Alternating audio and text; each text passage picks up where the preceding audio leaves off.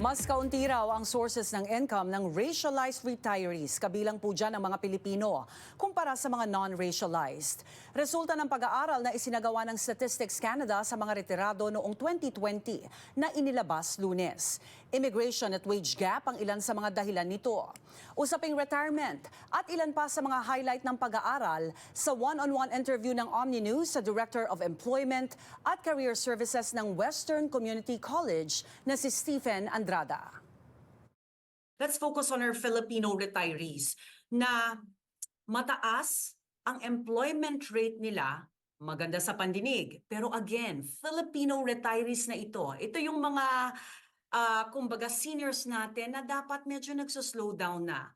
Kung may mga sector man sa community natin na kailangan magtrabaho kasi andun pa rin yung realidad ng community natin na we support family, meron pa rin silang tinutustusan, tinutulungan. So, pwedeng factor yon. Pero hindi ibig sabihin na wala din naman silang mindset ng investments. I'm sure they have. Hindi lang sila nakaka-capture or hindi lang sila nakikita. And the fact that, ang difference kasi niyan, like for those non-racialized, so if I'm a Canadian who grew up here in Canada, I already have a mindset of investment. Meron na akong retirement investment right away while working because it's integrated into doon sa natin, sa work system natin, sa economic system natin, di ba? Nagko-contribute na ang any Canadian worker sa kanilang pension plan and then for their old age. It's structured there. So kaya mataas talaga ang statistics na meron silang retirement plan, 100%.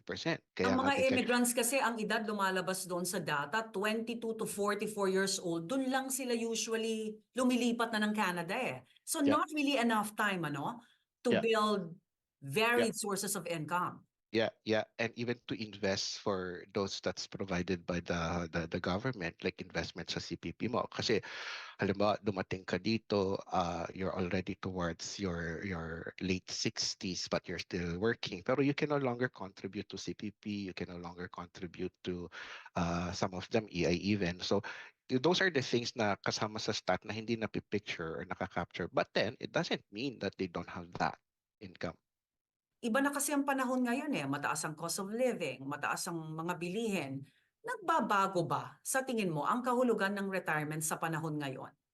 Oo, sa tingin ko, I will use the lens ng employment programming sa programang ginagawa namin. Kasi ang konsepto namin ng retirement is you're exiting the labor market because it's not necessarily because of age, but because you feel that you have done and contributed already to the labor market, you're ready to just enjoy that retirement. But if eco-culture specific mo yan, ang konsepto kasi natin ng retirement, halimbawa, ang very traditional mindset natin is age. So, hindi siya age. Ang retirement is, I've done my part, I've enjoyed life, I'm ready to just, chill, ganun yan. Pero, kaya siya very subjective Kasi people, even if they are on a retiring age na sila or yung age nila is considered retired, but they still are active. So, how do you define that as retirement? So, sa atin, medyo very fluid ang context ng retirement natin Malaki ang diferensya ng retirees sa Pilipinas at sa Canada, no? Yeah. Kasi sa kanila imposed. So I know that because I've worked in HR and when we have particular employees who reach a certain age, then we kind of tell them already that you are reaching your retirement age. Pero here, unless it's provided by the policy of the company or the organization, may mga companies, regardless whether you have gone over that retirement age and you still are wanting to get yourself employed, you continue working. In particular, yung mga nasa Filipino community, how can we support them? Kung gusto pa nila ng trabaho, ano bang pwede nilang ma-access na support para gumagana pa rin ang isip nila, physically active pa rin sila? Magandang tanong yan. And just for everybody to know, maraming programs for seniors available that's coming from a federally funded program or a provincially funded program. Okay, I'll give you one specific example. If I may use Western Community College kasi meron tayong skills training for employment for individuals experiencing multiple barriers. Ang ibig sabihin nun, individuals na meron challenges in integrating themselves into the labor market.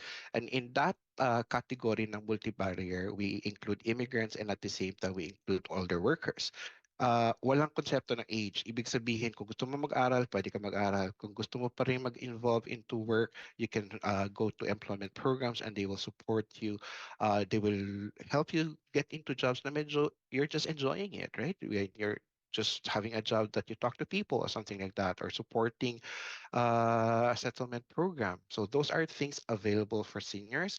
I would definitely encourage the Filipino community to look into this.